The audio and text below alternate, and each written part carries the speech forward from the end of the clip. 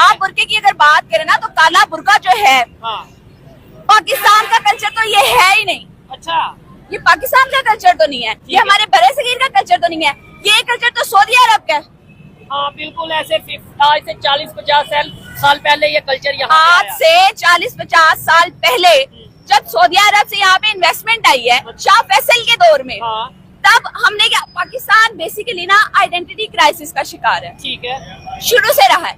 आप देखें, आजादी से पहले तुर्की के साथ हमारी एफिलिएशन थी, ठीक है, खिलाफत का निजाम था, हम लोग खिलाफत को फॉलो करते थे, लेकिन जैसे ही उन्होंने अपने रूल्स एंड रेगुलेशंस के अंदर, जैसे खिलाफत का निजाम खत्म हुआ है, जैसे उन्होंने वेस्ट को फॉलो करना शुरू किया, हमने कहा लो जी ये तो मुसलमान ही नहीं रहे। ठीक है, फिर हम सऊदीया की तरफ चले गए। हम सऊदीया की तरफ चले गए। ठीक है, सऊदीया से इन्वेस्टमेंट आना शुरू हुई, वहाँ से फंडिंग आना शुरू हुई। ठीक है, मदरसा कल्चर आप देख लें, बहुत सारी चीजें। हमारा अपना कल्चर किधर है भाई? हमारा अपना कल्चर है। मैं याद दिलाती हूँ, आप यहाँ जितने लोग खड़े हैं इनमें से पूछें, इनकी नानियाँ, इनकी दादियाँ, या बहुत दूर ना जाए, नानी दादी तक ही चले जाए, वो पहनती थी काला बुर्का। ठीक है, वो कैसे पर्दा करती थी? वो कैसे करती थी? और वो हिरास होती थी, मुझे बताएं। अच्छा, नहीं पहनती थी वो काला बुर्का, और तब हिरासमेंट के इतने केसेस भी नहीं थे। ऐसा क्या है भाई कि आपको पूरी दुनिया में ओवरऑल फोर्सफुली इम्प्लीमेंट करवाना पड़ रहा है, उसके बावजूद ठीक है, वर्ल्ड वाइड ही हिरासमेंट के केसेस कंट्रोल नहीं हो रहे। ठीक है, बढ़ते जा रहे हैं। ट्रेजेडीज जो हो रही है वो कंट्रोल नहीं हो रही। मैं एक चीज ये कहना चाहूंगा, जैसे आइडेंटिटी क्राइसिस की इन्होंने बात की, और खास तौर पे पहले मैं एक चीज क्लियर करता चलूं, एज ए गर्ल इन्होंने अपनी ओपिनियन दी है, एज ए मैन मैं अपनी ओपिनियन ये देता हूँ कि भाई मैं भी एक मर्द हूँ और मेरी ये जिम्मेदारी है कि मैं औरत की रिस्पेक्ट करूँ, मेरी ये जिम्मेदारी है कि मैं खवातीन को इज्जत दूँ, मेरी ये जिम्मेदारी है कि जैसे हमें ये कहा जाता है, या औरतों को मतलब ये कहा जाता है, हम ये कहते हैं कि भाई आप पर्दा करो, आप निकाब करो, ऐसे मेरी भी ये जिम्मेदारी है मैं अपनी आंखों का पर्दा करूं, मैं अपनी आंखों में अंदर हया लेके आऊं कि किसी को ऐसे जरूरत ही ना पेश आए कि वो अनकंफर्टेबल फील करे। क्या कहना चाहेंगे इसके ऊपर आप?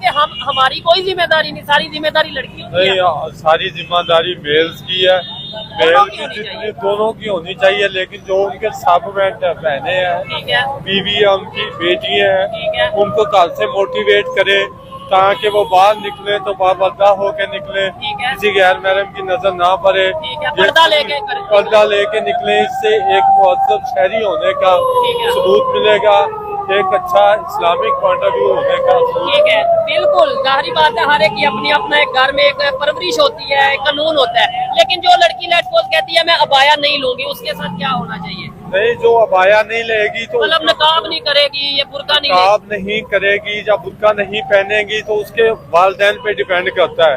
तो उन्होंने उसकी जो उसकी परवरिश करनी या उसको मोटिवेट करना वो अच्छी तरह। ठीक हो गया। अच्छा अंबर जी, आप क्या कहना चाहेंगी इस हवाले से? आपकी क्या ओपिनियन है कि सिर्फ पर्दा बुर्का पहना देना, सिर्फ बुर्का पहना देना इस मसले, इस सिक्योरिटी के मसले का जो हल है ना, वो सिर्फ बुर्का पहना देना नहीं है।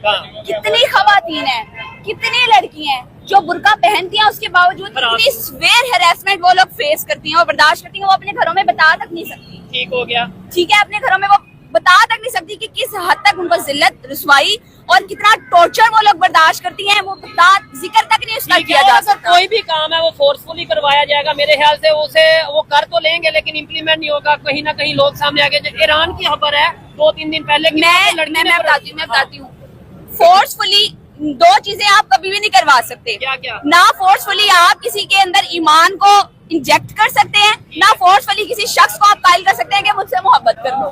दो चीजें फोर्सफुली कभी भी नहीं होती।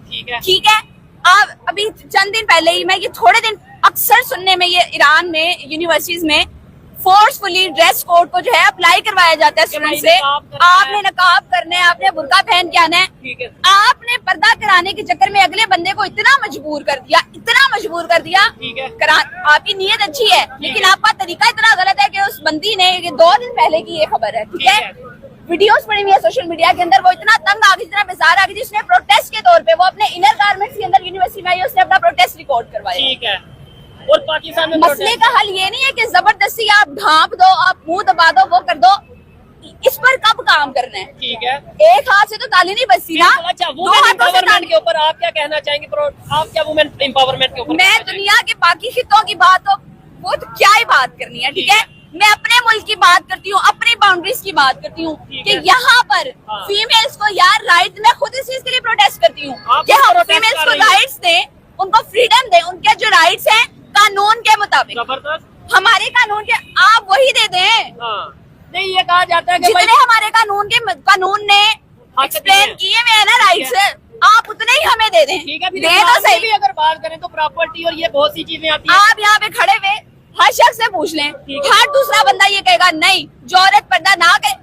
पर्दे का मतलब इस्लाम ने कहाँ डिफाइन किया है? काला बुर्का। अच्छा, एक तो ये चीज और फिर दूसरी भी बहुत से कवानीन है जैसे प्रॉपर्टी का, ये भी ठीक है, इस्लाम ने एक- कहा है कि एक अपनी बात। बहन को अपने बेटों को। इस्लाम मुझे बताएं कहाँ दो सवाल है मेरे, जी, जी, चौधरी भाई, साहब, दो आए, सवाल है। आए, जी जी। कहाँ डिफाइन किया गया है कि पर्दे का मतलब सिर्फ काला बुर्का है? अच्छा, ठीक है। एक बात। ठीक है। दूसरी बात, हाँ। यहाँ पे हर दूसरा खड़ा शख्स कहेगा जो पर्दा ना करे हाँ। उसकी गलती है ठीक है। और ये बनता है कि उसको हिरास किया जाए।